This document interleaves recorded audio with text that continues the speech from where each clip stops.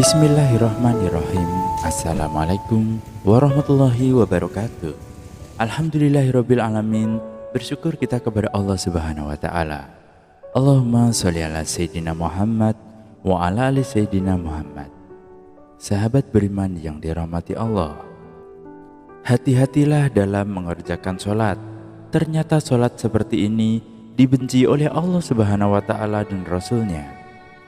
Kebiasaan sholat yang salah seperti ini harus dihilangkan, segera dirubah menjadi sesuai rukun agar tidak dibenci oleh Allah dan Rasul-Nya.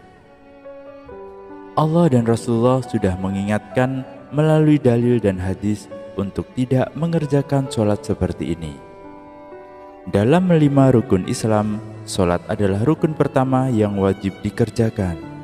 Meskipun berada pada kondisi yang tidak memungkinkan, sholat adalah hal yang wajib dikerjakan.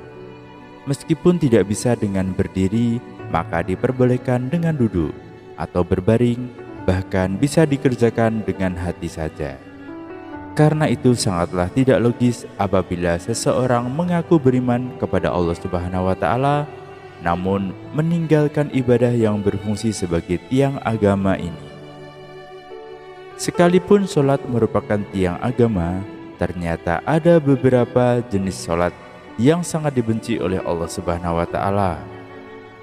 Dalam ajaran Islam, sholat bukan lagi ibadah yang perlu dipertanyakan tentang status hukumnya. Di berbagai dalil Al-Quran maupun hadis, Allah Subhanahu wa taala serta Rasulullah SAW telah menetapkan dengan jelas, sudah ditetapkan mana sholat adalah yang wajib dan ada juga sholat yang sunnah. Namun meski demikian, masih banyak yang menyepelekan sholat. Rasulullah SAW bersabda, inti dari segala perkara adalah agama Islam dan tiang penopangnya adalah sholat. Hadis riwayat Tirmidzi. Meskipun sholat merupakan tiang agama, namun bagi segelintir muslim saat ini, kedudukan tersebut kerap kali dianggap enteng. Alhasil, sholat yang seharusnya mampu mendatangkan pujian dari Allah justru mendapatkan kebencian dari Rasulullah dan Allah Subhanahu wa taala. Bagaimana tidak, esensi utama dalam sholat adalah mencari ketenangan dan kekhusyuan. Mengerjakan sholat harus dengan ketenangan dan kekhusyuan, atau yang biasa dengan tumak-ninah. Sholat tanpa tumak-ninah bisa menghilangkan ruh dari sholat itu sendiri.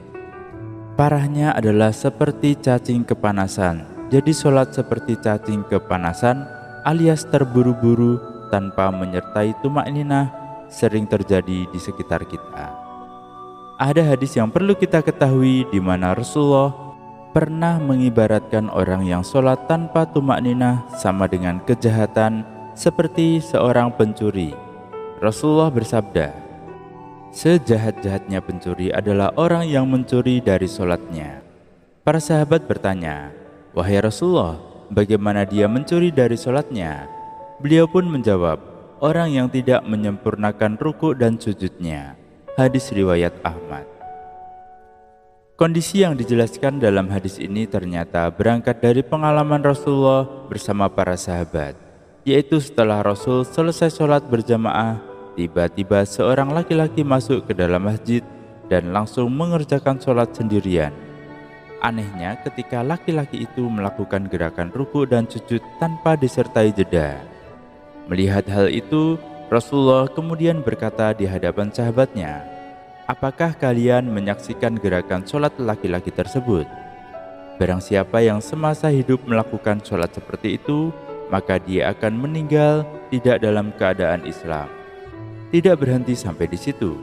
Di hadapan para sahabatnya, Rasul juga mengatakan, model ibadah seperti itu ibarat seperti burung gagak yang sedang mematuk darah, atau seperti orang yang lapar, yang hanya makan sebutir atau 2 butir biji kurma tanpa pernah merasakan kekenyangan.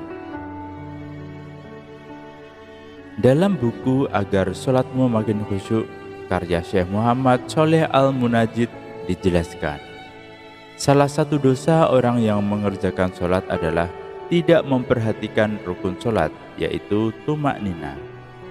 Memang tidak ada yang bisa menyangkal tentang perkara diterima atau tidaknya suatu amalan, hanyalah ketentuan Allah Subhanahu wa Ta'ala.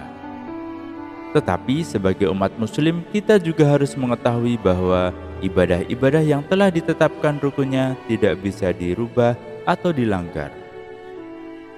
Sahabat beriman yang dirahmati Allah, itulah sholat yang dibenci oleh Allah dan Rasul-Nya. Semoga ini bermanfaat untuk kita semua, dan semoga ini menjadi pembelajaran, dan semoga sholat kita diterima oleh Allah Subhanahu wa Ta'ala. Amin ya rabbal alamin. Wallahu a'lam bishawab. Assalamualaikum warahmatullahi wabarakatuh.